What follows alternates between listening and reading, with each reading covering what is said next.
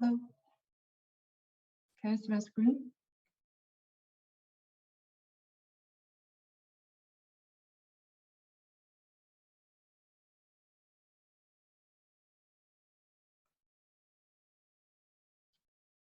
Can you hear me?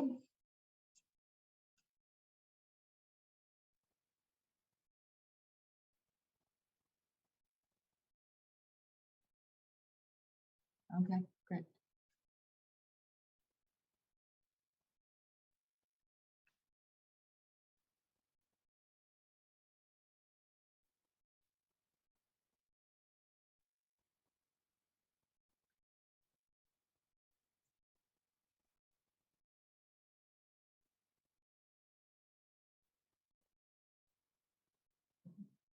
I guess we'll get started. It's 7:20 now. Welcome everyone to this course today. I'm going to talk about how multimodal AI and big data can help autonomous driving.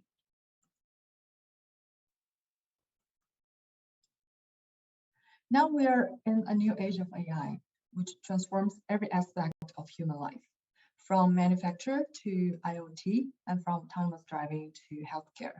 It's like we're living in a sci-fi movie with all the unthinkable dreams coming true. And at AIR, where I work, we're focusing on AI plus transportation, AI plus IoT, and AI plus healthcare. Today, I'd like to talk about how AI can help enable autonomous driving. Here's a simplified framework of different components required for autonomous driving system. The raw data layer includes sensors, LiDAR, and cameras to capture signals from different modalities. Then we have computer vision models, such as object detection models and semantic segmentation models, to analyze the raw data. And then the multimodal fusion layer is also needed to aggregate all these different signals from different modalities in order to understand what's happening on the road. So based on this fused perception results, we need AI models to help us understand all the dynamic scenes and topology of the road. Then we can use reinforcement learning, or RL, to understand how the end-to-end planning and continuous decision-making work. So this is just a very high-level description of the autonomous driving framework. And today in this talk, I'm going to explain how AI can improve autonomous driving system, pivoting on 3 dimensions. First is multimodal, how to use AI algorithms to fuse signals from different modalities. And the second is robustness, how to build AI systems that are robust and resilient to various environmental conditions and scenarios. And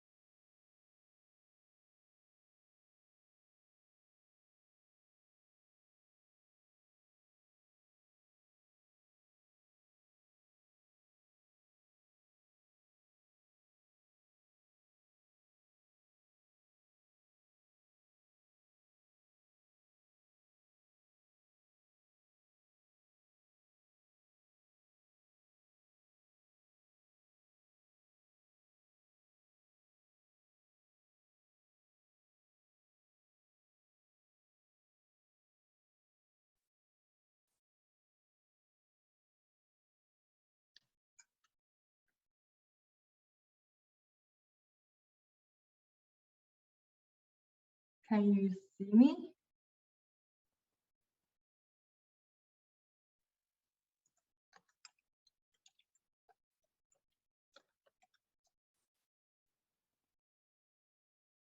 Okay.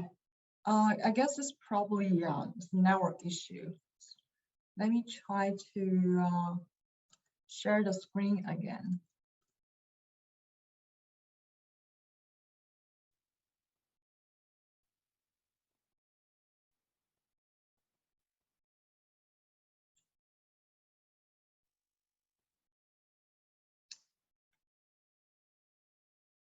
Can you see the screen?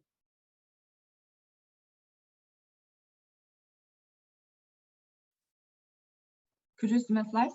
Okay. It's funny because I couldn't hear any sound, so so I am talking to myself. I can only check the chat box. Okay, I'll assume everything's back to normal now. I was just saying that deep learning has revolutionized the AI world.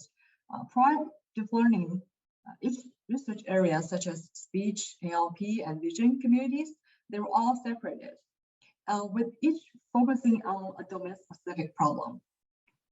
And deep learning shifted the AI field from single modality to multimodality integration.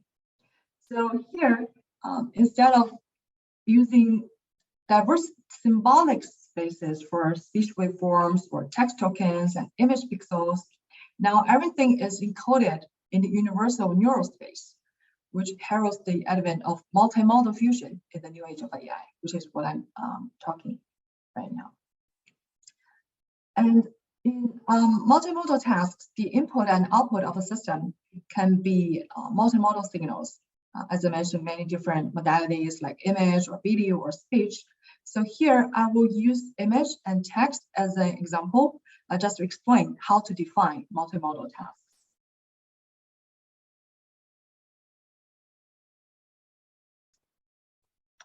Okay. I have to check the chat box from time to time to see if everything is okay. So here, as you can see, if both the input and the output are text, that is machine translation, right? A single modality task. And if both the input and the output are images, then it's image translation. And if the input is image and the output is text, it's an image captioning task. And if the input is text and the output is image, that is text-image synthesis. And there are also other tasks that take both images and text as input. For example, in VQA, give an example image and a question regarding the image, the model can generate a textual answer based on this visual content in the image. And if it's a multi-turn question answering task, that is visual dialogue. Another example is language-based image editing or interactive image editing through dialogue. So beyond that, we also have visual reasoning and visual entailment and multimodal retrieval tasks. And that is just the realm of images. If we consider video, there are also tasks like video captioning, video synthesis, video QA, entailment, and video moment retrieval. So this is a very diversified area with a lot of interesting research going on. So step from all these different multimodal tasks, are plenty of applications in different industries. For example, in healthcare, the combination of medical records or MRI imaging or other multimedia data can bring by new tools for protein structure prediction or drug discovery and other applications.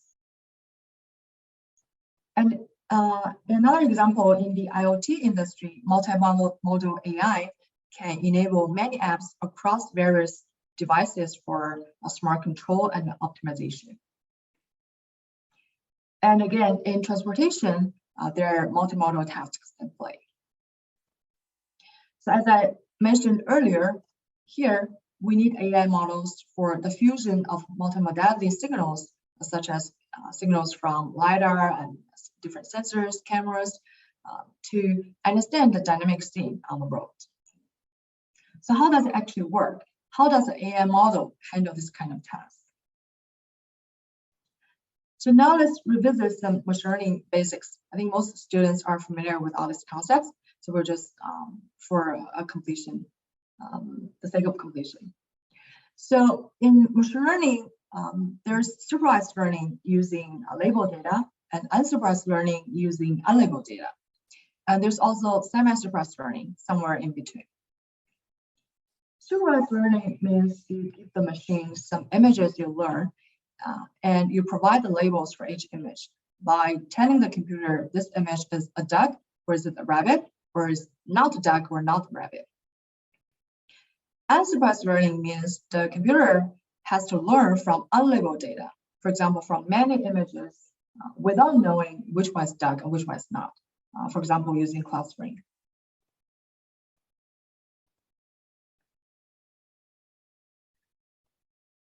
But most data in the real world have no labels.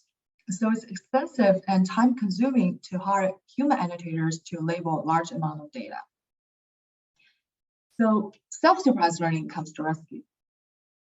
The main idea is that beyond explicit labels, unlabeled raw data themselves also contain intrinsic supervision signals for model training. And by manipulating images, such as turning color images to black and white, or carving out a region from the image, or scrambling the positions of different regions, we could train a neural network with these artificial modifications as free labels. And this has been widely used in computer vision. In the NLP field, natural language processing, we also witnessed a breakthrough with self-supervised learning approaches such as BERT and GPT-3. Both types of models use transformer, either as encoder or decoder, to train large-scale models with free text from Wikipedia or News Report blog. So the traditional way of machine learning is to handcraft and customize single model for each specific task, such as VQA and VCR and so on. And different models for different tasks look very different in architecture and feature design. So that requires a lot of brain power. And in the new age of computing, instead of designing many task-specific models, here we can train one large-scale task-agnostic model instead, meaning that this universal model is task-independent and can be customized for different tasks during downstream fine-tuning. So we call this the pre-training method, which can handle large-scale data and diverse tasks in a generic and efficient way. So the wave of multimodal pre-training started in the summer of 2019 with large-scale models such as Wilbur, Lexmark, Uniter leading the way. And since then, many more models have been proposed using different features and different pre-training tasks, and more data. And in parallel, another stream of work is the video-oriented pre-training, which also enjoys a tremendous growth in the community.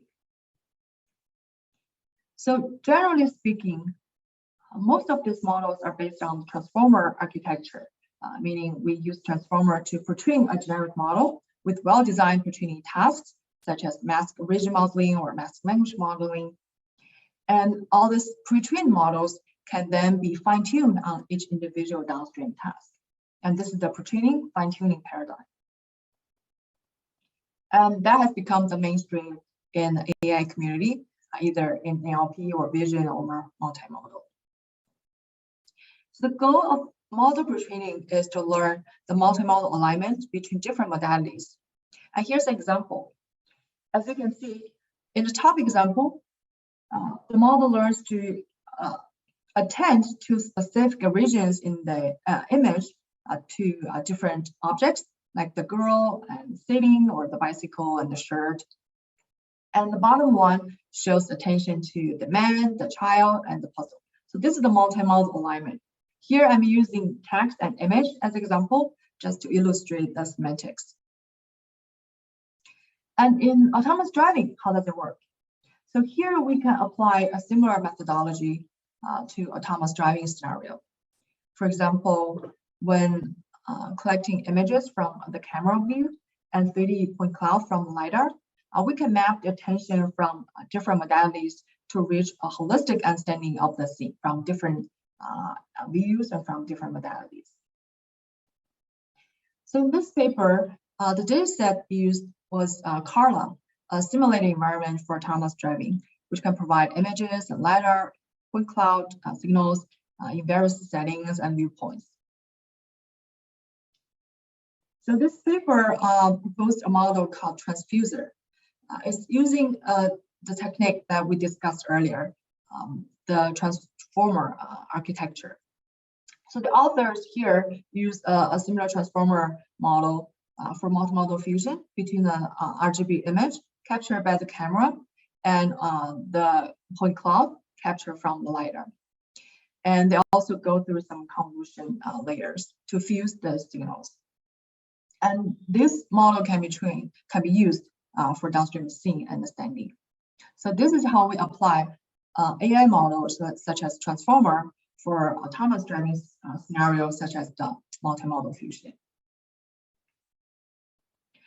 Okay, so I talk about multimodal AI tasks and what kind of machine learning models like self-supervised learning and pre-training, how such models can help this kind of multimodal fusion in autonomous driving setting.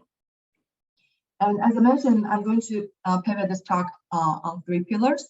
So the second pillar I'm going to touch is robustness and how to use adversarial learning to improve model robustness.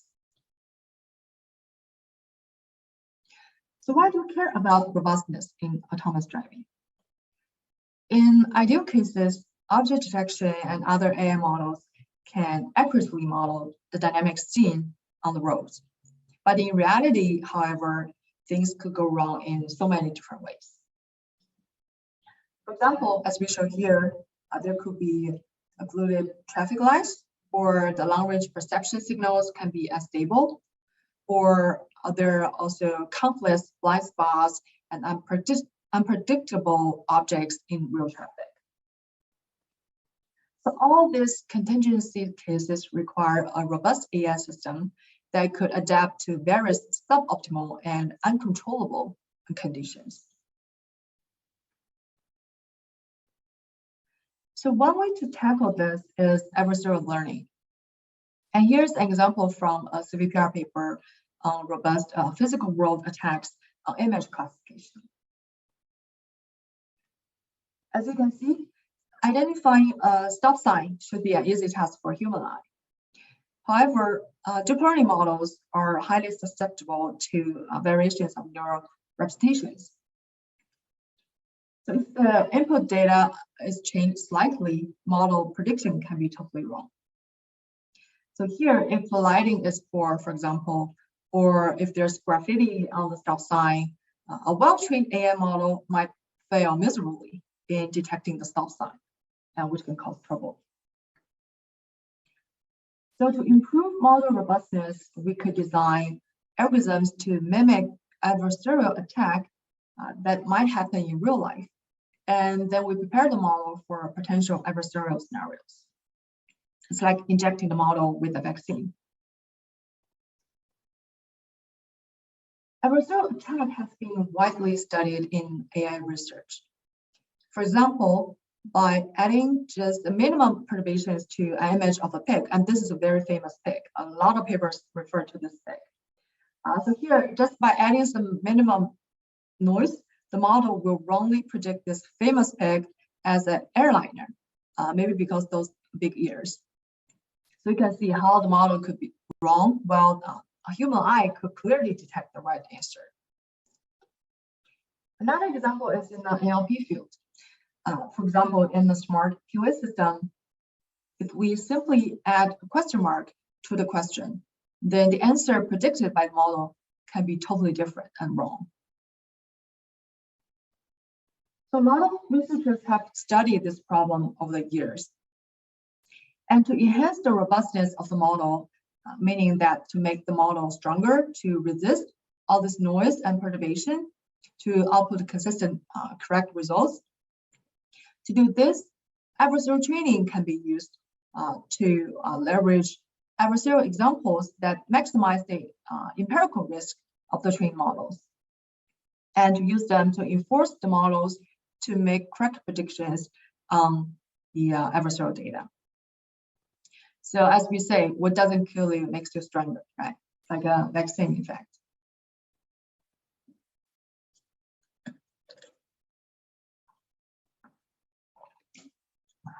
Make sure you can see my slides and hear me. Okay. So in this recent paper on improving robustness of autonomous driving models, the authors used a set of quality reduction methods, such as adding blur or noise or distortion effects to the original images to create adversarial examples. And you can see here in this screenshot. So all these adversarial examples can be used to train a more robust model.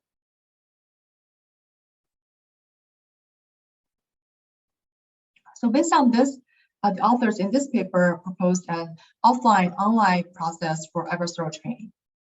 So first, they generate perturbed datasets based on different levels of sensitivity.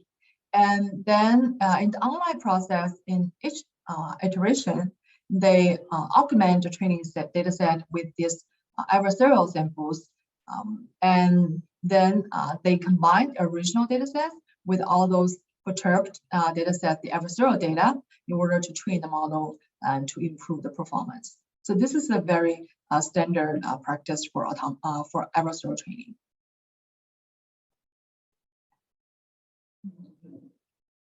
And from the experimental results, we can see that this algorithm can effectively improve model robustness across different datasets and demonstrating the effectiveness of adversarial training.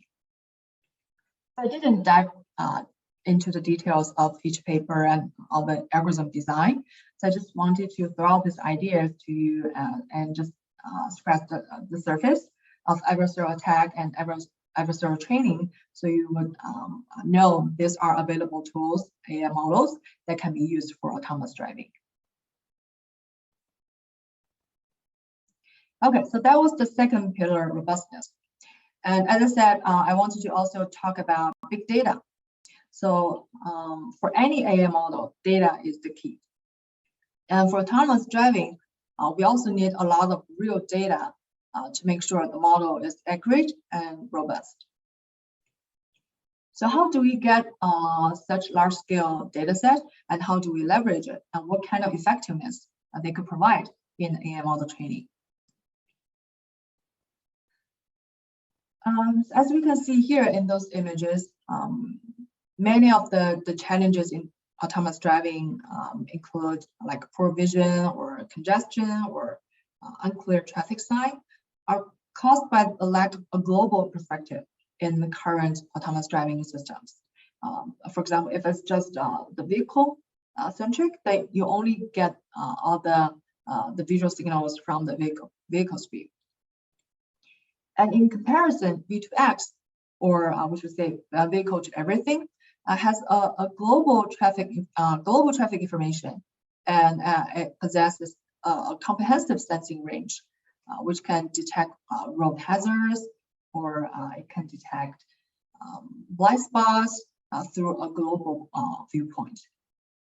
So the additional data points coming from beyond just single vehicle, but coming from such as road infrastructure, all the different cameras deployed on traffic lights or on the side of the roads, and also from other vehicles. And all these different modalities can provide much more information that can help autonomous decision making. So in summary, V2X or V2 everything is complementary to vehicle autonomous driving system and can create new layers of redundancy by providing more and more data from different views and different modalities. So how does V2X help autonomous driving? So here are some case studies. In this scenario, V2X provides a multi-view and multi-sensor fusion at road intersection, which can help a self-driving car navigate more safely instead of depending on just single view perception only from the vehicle, and it will miss the blind spot. So you can see in the videos like how the cameras can capture from different views. Another scenario is that, for example, in this one, with the help of V2X signals, the self-driving vehicle could foresee the ambulance that's coming out from the left, which could otherwise be blocked from the view, and so that the vehicle would have to have a sudden heartbreak in order to avoid collision. But with the help of V2X, if the vehicle could get that signal beforehand, then it could just manage a soft brake in time and make a more smooth transition.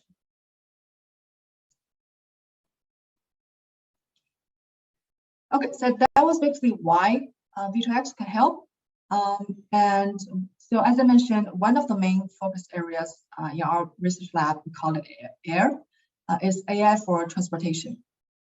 So this September, we released a large-scale data set. We call it DARE V2X, data and AIR. And the work was done by a team led by my colleague, Zaiqing. So his team worked together with Baidu. And so the goal of this project is to provide a standard benchmark to the community to facilitate future studies on V2X for autonomous driving. So as I mentioned, this is a joint project between Baidu and AIR, and a lot of efforts were invested in data collection, annotation, data cleaning, and the final data sets include three main data sets: the vehicle data sets, infrastructure data set, and the collaborative data sets. And all this data were captured from real scenarios from the road, including both cameras, images, and also LiDAR frames. So here's the download website if you're interested. And if you want to play with the data set and if you have any questions, just let us know. Here's the link. And you can also find it on our website.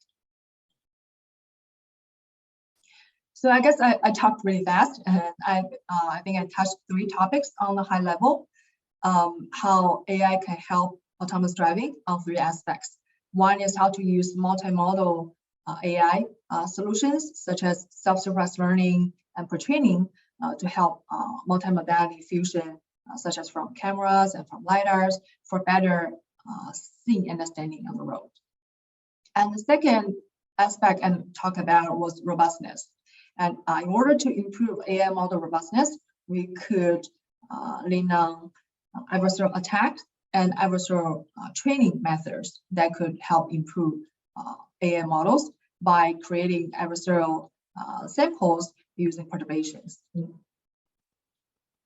And on the third aspect, we need large-scale data sets to train all these AI models. And we recently released this DARE data set to facilitate this study. So I guess I will just stop here. I'll leave more time for discussion and questions if you have any thoughts to discuss. Okay, thanks.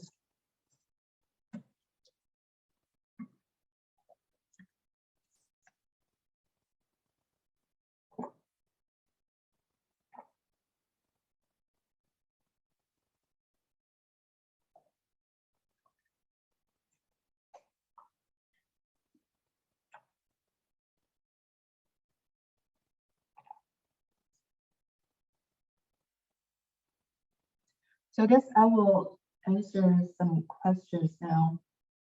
And someone just asked for high-level autonomous driving L4 and L5. How much percentage of data or information will come from the car itself?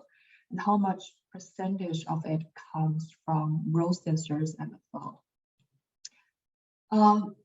I don't think that's a specific answer to this. That will depend on data availability. So right now, we just had a long discussion with the Baidu team today, the Apollo team. We're working together as a joint standard. And they just mentioned that they have a lot of data from the vehicle side because it's been deployed for a long time. But on the infrastructure side, the data scale is much smaller because it's just a recent thing. And all the deployment of the infrastructure devices that also requires a lot of approvals and processes. So the data ratio is unbalanced right now. So one thing we could look into, and this is also what our Baidu partners mentioned, is transfer learning. So how to leverage different modalities and to improve the understanding of one modality by leveraging the data from another modality. For example, how to use the images and point clouds data from the vehicle side to improve the object detection performance on the infrastructure side. So I guess eventually we hope that all this data will come together and they will also mutually enhance each other for different modalities. And in the end, we'll also be able to fuse them seamlessly for the end perception results. So I guess the key is not the ratio of the data from different modalities, is how to leverage each other, how to fuse them in the most effective way.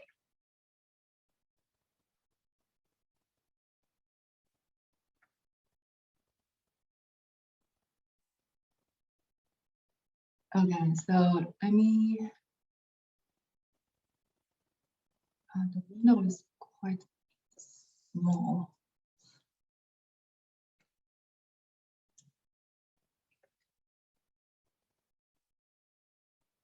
So here's another question. My question is about the similarities and differences between the notion of artificial intelligence and machine learning. I would appreciate if you would speak a little about in what ways they are connected and how they're different. Okay, this is kind of a philosophical question. I think AI is a more broad concept. It was proposed a few decades ago, and even ever since, like, for example, the Turing test was proposed, and everyone was talking about artificial intelligence, and then it went through, I think, 3 waves of ups and downs. At certain points, a lot of people believe in it, and then it died down because limited progress. And then I think when perception was proposed, there was another wave of AI taking off.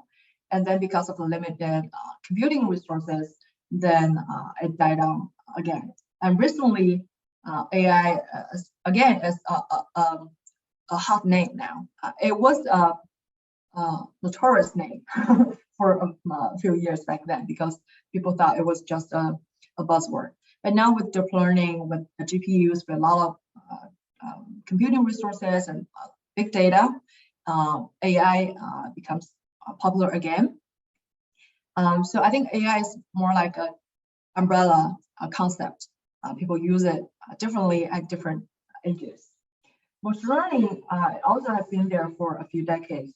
I think it's more specific to how to train a model to learn patterns from data.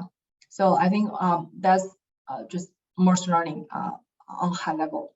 And then there's deep learning. Right? Deep learning is a specific area where we study deep neural networks.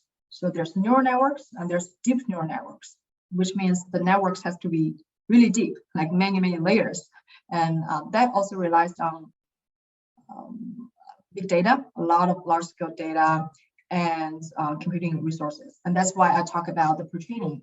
How do you throw millions and millions of data samples and to train a model with like 12 layers, 24 layers, 48 layers. So that's a difference between different concepts. Okay, and then here are more questions.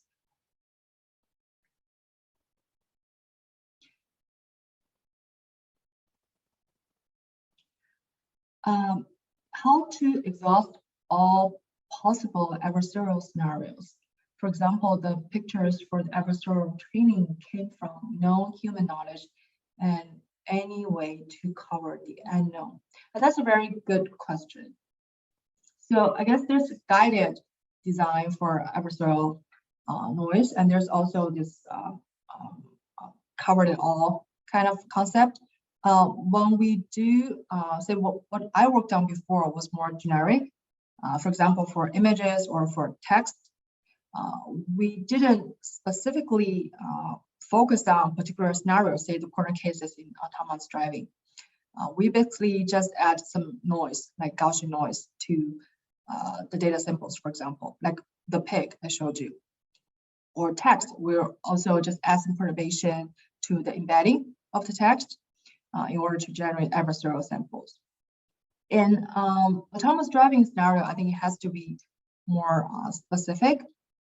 And from what I learned from my conversations with those teams, partners who work on autonomous driving, I think they're just using some rules to define what is a corner case. And I think their data is very limited because in real life, accidents don't happen very often, statistically speaking. So they don't have enough data on such corner cases. So this is where I think AI can help. If we could use, say, not only adversarial attack, if we just use a simulation to, or some image generation or video generation techniques,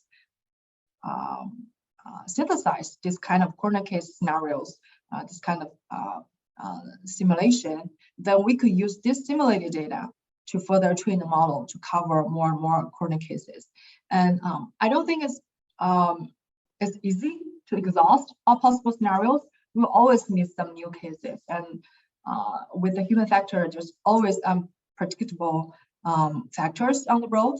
So you can't just foresee everything. But we could just broaden that and try to make the model more and more robust. That's the goal. But I don't think we'll ever reach the point that we will exhaust every scenario.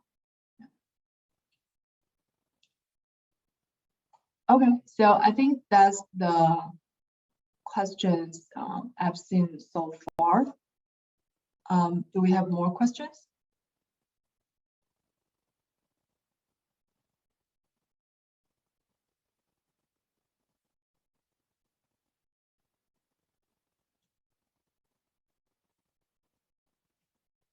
Okay, so I guess should we conclude this lecture?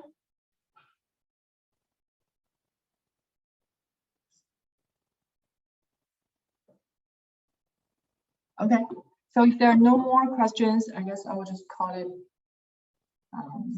the end. And thanks everyone for joining me today. Thank you.